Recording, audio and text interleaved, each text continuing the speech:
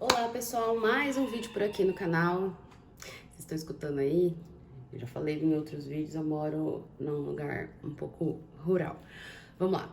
O tema do vídeo de hoje é observação de sala de aula, só que agora na visão do professor. Então a gente fez o vídeo anterior aí falando sobre observação de sala de aula, o que o coordenador deve fazer, como que ele deve dar essa devolutiva.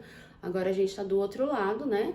Vamos abordar aí o outro lado, que é a questão de como, né? Essa observação ela tem que ser feita e qual é o papel do professor nessa observação. Então vamos lá. Primeira coisa que o professor tem que ter, calma. Eu sei que falar isso é um pouco, é fácil, tal, não é. Eu já tive aulas que o coordenador foi me observar e por muitas vezes eu achava que era pegação no pé. Mas vamos lá. Qual que é o primeiro ponto? O professor tem que partir do plano de aula. E esse vai ser o tema do nosso próximo vídeo. O plano de aula ele tem que estar bem feito, bem descrito. Ele não precisa ser longo. Um plano de aula com 20, 30 itens não é isso. Mas ele precisa estar bem descrito. Ele precisa ter início, meio e fim. No vídeo de plano de aula eu vou abordar isso com mais detalhes. Mas ele tem que ter início, meio e fim. Então, o plano de aula lá, bonitinho, feito, que reflita realmente a aula do professor. Então, vamos lembrar? O plano de aula é o teórico, a aula é a prática. E se você colocar ainda uma aula com metodologias ativas, que também vai ser um tema que a gente vai abordar mais pra frente, melhor ainda, né? Se isso for uma prática constante no seu dia a dia. Às vezes a gente acha que é muito difícil e tal, mas são pequenas coisas que a gente pode fazer que vai mudando essa concepção do que é só aula expositiva.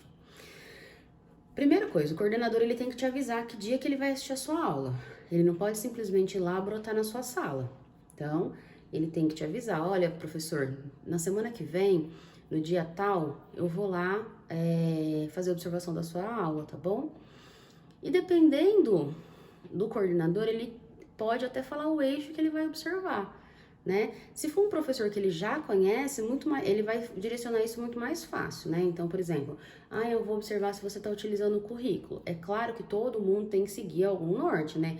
Se for escola pública paulista, como eu já falei em outros vídeos, a gente segue o currículo paulista, que são os materiais fornecidos pela Secretaria da Educação.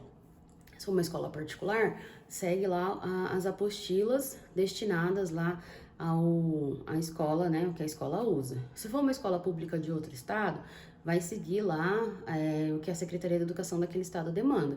Todos eles, independente do material, devem ser pautados na BNCC. Fato. Beleza. Aí ele tem que te falar, então, que dia que ele vai. O eixo de observação vai depender. Se ele já te conhece, ele já sabe mais ou menos o que vai olhar. Se ele não te conhece, ele vai entrar na sala e aí ele tem alguns parâmetros para ele observar. No estado de São Paulo, são 5 eixos de observação, 5 ou 6 eixos de observação. Você escolhe um e aí você observa a aula a partir daquele eixo. Então, por exemplo, relação professor-aluno. Se é uma sala que tem lá aquela dificuldade disciplinar, que, né, a gente não consegue desenvolver o trabalho, provavelmente o coordenador vai seguir nesse tópico, né, na relação professor-aluno. Se você consegue controlar aquela turma que é mais barulhenta, aqueles adolescentes que, nossa, chegam na escola para causar.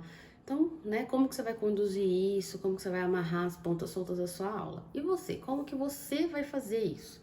Então, você tem lá o seu plano de aula, professor, você vai chegar, você vai fazer a sua rotina, né? Tem professor que chega, cumprimenta a sala, pergunta como é que tá, pra dar aquela, né, aquela quebrada de gelo, faz a chamada, né? Agora no estado de São Paulo a gente tem até um aplicativo novo para chamada, faz a chamada, coloca na lousa o que vai ser a sua pauta, na lousa ou né, nos meios digitais aí que você tiver disponibilizado na escola.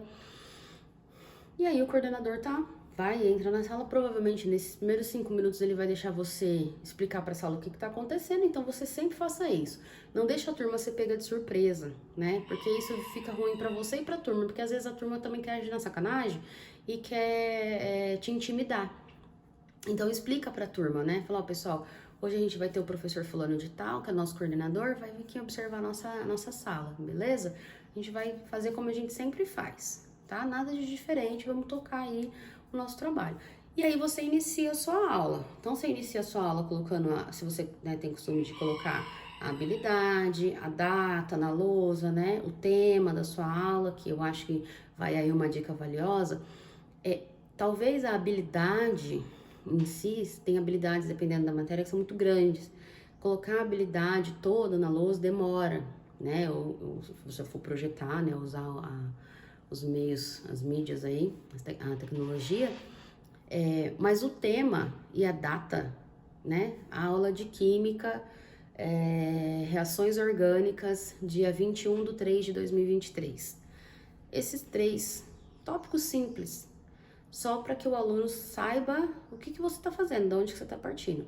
E para que o coordenador também possa perceber que você organizou as suas ideias, porque a gente tem a mania de pensar que tá tudo aqui. E realmente tá tudo aqui. Por mais que você coloque no papel o momento, né, da aula, o correr da aula, tá tudo aqui, e tá tudo bem. Você domina a sua matéria, você sabe no que você se formou, você busca conhecimento todos os dias, então beleza.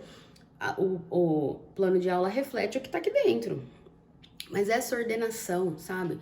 Colocar a data, a matéria e o tema ajuda a você também ter essa segurança de onde você tá partindo, ao aluno por saber aonde que, né? Professor de quê? Principalmente se você é um professor que dá mais de uma matéria, né? É aula de quê agora? Então, já tá lá na lousa. E o tema da aula. Então, teminha da aula lá para você começar a sua aula. Esses primeiros minutos, eles são importantes para que você consiga criar essa conexão com a turma. Então, você vai fazer uma aula sobre reações orgânicas. Se for a primeira aula, você vai ter que introduzir o assunto, explicar o que é.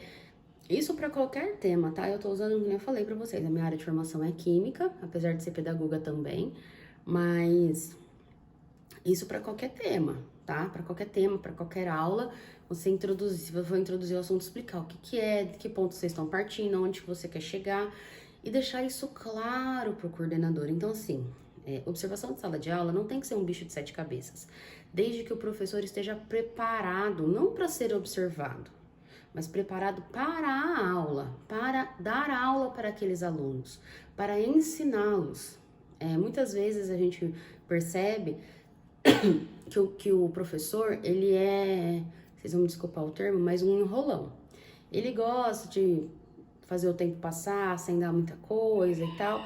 E aí quando chega alguém para observar a aula dele, seja os coordenadores, ou seja o vice-diretor pedagógico ou o diretor, ele se apavora, ele fica com medo, ele gagueja, ele se sente inseguro. Por quê? Porque não é uma prática, né? A aula dele não é uma prática, onde ele sabe que tem começo, meio e fim. A aula dele é uma enrolação. É claro que tem casos e casos, a gente sabe que tem salas que é muito difícil dar aula, né? Eu costumo dizer que os primeiros 6 meses, né, até o final do segundo bimestre, é uma adaptação para ambas as partes, não é mesmo? Principalmente turmas que iniciam. Então, por exemplo, o 6º ano, a primeira série do ensino médio. Eu costumo dizer que essas turmas são turmas mais difíceis. A primeira série do médio, mais do que o 6º ano ainda.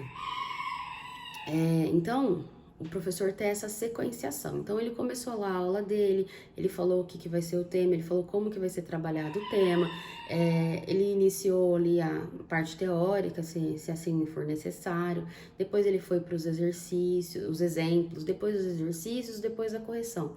Uma aula assim, onde o professor consiga conciliar tudo que está acontecendo na sala de aula. Nós somos multitarefas, né, gente? Enquanto professores, somos multitarefas e é um fato.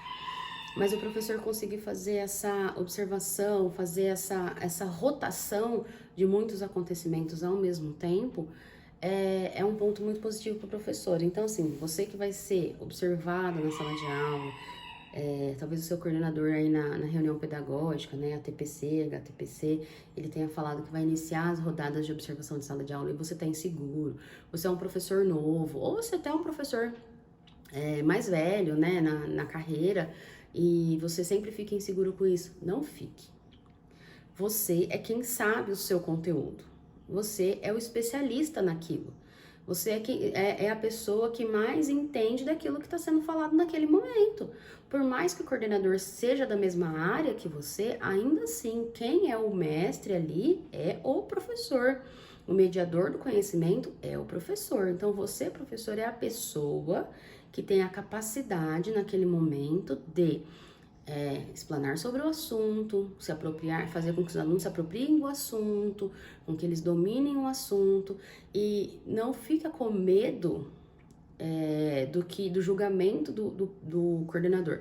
É claro que, como eu falei no vídeo anterior, o coordenador ele tem que ser profissional e você também precisa ser profissional. Então entre com uma postura profissional, na maneira de falar, na maneira de vestir, de se posicionar com a sala, não perca o controle da sala, né, da disciplina, não perca o controle, nem que a todo momento você tenha que ficar chamando a atenção, olha aqui, por favor, tá bom, chega, guarda o celular, porque a gente sabe que essa dinâmica é na sala de aula, né? Mas não fique apavorado, porque quando a gente se apavora, a gente começa a gaguejar, a gente fica com medo, a gente começa a não raciocinar, a não pensar, e isso vai dando um desespero, isso vai suando frio, e aí passa a imagem de que você não sabe. Não é verdade, você sabe. Só que naquele momento você ficou nervoso, então não adianta, né? Tem que ficar calmo, tem que ficar tranquilo, tem que estar com seu plano de aula ali na mão, tem que saber o que está acontecendo, onde você quer chegar, inicia a sua aula tranquilo. Tenha domínio daquilo que você vai falar, isso o tempo todo, né? Mas tenha domínio, firmeza daquilo que você vai falar. E na hora que você for receber a sua devolutiva do coordenador, entenda que as críticas, porque elas virão, faz parte do processo. Então, ela não tá criticando a pessoa, não tá criticando a fulaninha, né? A Ellen, pessoa da Ellen. Ai, porque a Ellen fala isso, porque a Ellen faz aquilo, porque eu não gosto do jeito que a Ellen se veste. Não, é uma crítica construtiva em relação ao trabalho dela. Então, nesse ponto aqui, eu observei que você, ao invés de chamar a atenção da sala, você deixou correr a bagunça e aí você perdeu um pouco o controle, depois teve que dar um chilique, né? Talvez se você tivesse já ali naquele momento que teve a primeira exaltação, já tivesse pegado. Esse tipo de coisa. Eu vi que você não usou todos os exercícios da apostila. Por que você pulou os exercícios? Aí você vai explicar, eu pulei os exercícios porque a habilidade contida nesse exercício, ela não era uma habilidade que eu estava trabalhando, eles precisavam de habilidades anteriores e esse exercício era mais elaborado, então eu tinha que trabalhar outras habilidades. Então você ter esse domínio também na hora de você receber, né, essa devolutiva e esse debate, né, a conversa é muito importante, né, na hora de você conversar com o coordenador e mostrar para ele que você sabe o que você está fazendo. Então, se você não seguiu o caminho X, você seguiu o caminho Y, porque você não só achou, mas também você, através do conhecimento que você tem da sala, você teve a noção de que eles tinham que seguir esse caminho até que chegasse nesse outro caminho. Então, tudo isso, todos esses pormenores, é a capacidade do professor dele conseguir entender como que funciona. Então, observação de sala de aula, o professor não é um bicho de 7 cabeças. Uma observação de sala de aula é a visão de fora para que a sua aula seja aprimorada, para você, enquanto profissional, se aprimore. Então, é isso que você precisa pensar, encarar. E não é um caça às bruxas, não é porque ele não gosta de mim, vai vir me observar, porque ele não gosta de mim, vai dar devolutiva. Não, não é isso. A devolutiva, ela faz parte do processo, é nesse momento que você também precisa explicar o seu ponto de vista, que às vezes não tenha ficado claro, mas no momento da devolutiva fique mais claro, e aí talvez o coordenador ele fale para você, olha, talvez na próxima vez você consiga fazer desse jeito. Talvez na próxima vez você consiga ir por esse caminho. Então, a grande sacada da observação de sala de aula para professor tenha completo domínio daquela aula que você está dando, seja ela numa aula de observação ou na aula no cotidiano. É claro que nós não sabemos tudo, tá tudo bem, mas a gente está sempre se aprimorando e no dia da observação de sala de aula, saber que quem está ali, que sabe todo o conteúdo intrínseco àquela habilidade. O que vai ser passado é você. E que o seu coordenador tá ali para te auxiliar. Que você sabe o início, o meio e o fim, que isso tem tudo, tanto no papel quanto a sequência na sua mente, e que você vai conseguir trabalhar isso de uma maneira adequada, certo? Eu acho que eu tô sendo, né, que eu fui o mais clara possível aí na questão da observação de sala de aula. O próximo vídeo vai ser sobre plano de aula. A gente vai falar um pouquinho sobre plano de aula, eu vou deixar um exemplo de plano de aula para vocês. Mas nesse momento eu queria fechar esse assunto de observação de sala de aula nos dois pontos de vista, o coordenador pedagógico e o professor. Certo, pessoal? Foi muito bom mais um vídeo aqui com vocês. Espero que vocês tenham gostado. Não se esqueçam de curtir né, o gostei aí, colocar o gostei pra mim. Me segue nas redes, é tudo Professor Gestor 2.0, tanto no Instagram quanto no TikTok, tá bom? É isso. A gente se vê no próximo vídeo, viu? Muito obrigada. Tchau, tchau.